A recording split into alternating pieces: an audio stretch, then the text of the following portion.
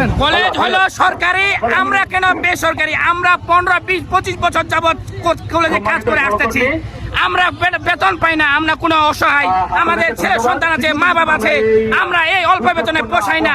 আমাদের দাবি একটাই, আমাদের সরকারিকরণ করতে হবে। দাবি আমাদের একটাই, সরকারিকরণ করতে হবে। সরকারি আমরা যেমন বেসরকারি, আমাদের দাবি একটাই, আমাদের দাবি আদায় হওয়ার আগ পর্যন্ত আমরা মাঠ ছাড়বো না। ঠিক আছে, আমাদের দাবি একটাই, আমাদের জাতীয়করণ করতে হবে। কলেজ কেন সরকারি, আমরা কেন বেসরকারি? আমাদের দাবি একটাই, আমরা সরকারি চাকরি করে থাকবো। ভাই কিছু বলেন?